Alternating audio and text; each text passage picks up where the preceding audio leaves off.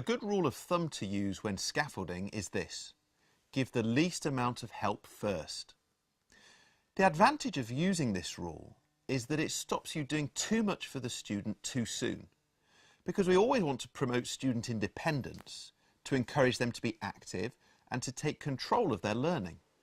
If we step in and do too much for the student too early, then they may well develop a certain passivity. They may expect that we will deal with problems for them when they arise. Instead, what we want to do is to help the student take control and be able to deal with difficulties themselves.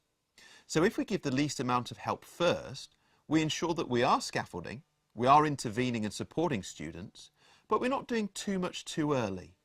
We're sort of covering all the bases, as it were, because we can always step in and give more support later, and be confident that in doing so, we're going to help the student if they really are still continuing to struggle.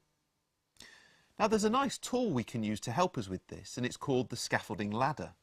It comes from the work of Boson Kay, Radford and Webster, who wrote a book called The Teaching Assistant's Guide to Effective Classroom Interaction. Now, although that book is aimed at classroom assistants, the scaffolding ladder as presented there is applicable to anybody who's working with learners, teachers, classroom assistants, or anybody else. The ladder has 5 stages to it. Stage 1 is self-scaffolding. Stage 2 is prompting. Stage 3 is cluing. Stage 4 is modelling. And stage 5 is correcting. The top stage of the ladder, self-scaffolding, is where there is the least amount of adult intervention and the maximum amount of student independence. The bottom level, correcting, we have the maximum amount of adult intervention and the minimum level of student independence. So by moving gradually down the ladder, we can make sure that we give the least amount of help first. So let us just think a little bit about what each of those stages looks like in the classroom. Self-scaffolding. This is where we leave students to work unassisted, or provide some materials they can use to make their own way. And that's why this is the greatest level of independence.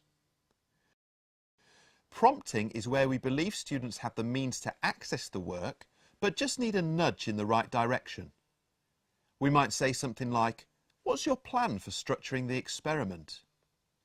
This prompts the student to think about experiment planning, something with which they are already familiar. Cluing goes one step further. Here we give students a clue they can use to make sense of things. For example, could the best approach be to brainstorm your ideas first and then select the most interesting ones?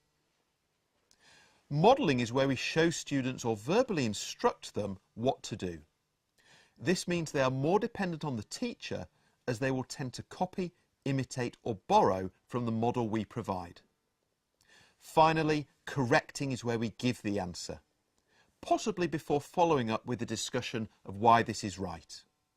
And that's why this is the greatest level of teacher intervention with the least student independence. You can use the scaffolding ladder when you're teaching, and it can help you to stick with that rule of thumb, giving the least amount of help first. Simply move up or down the scaffolding ladder in response to what you see students doing in the lesson. Golden nugget.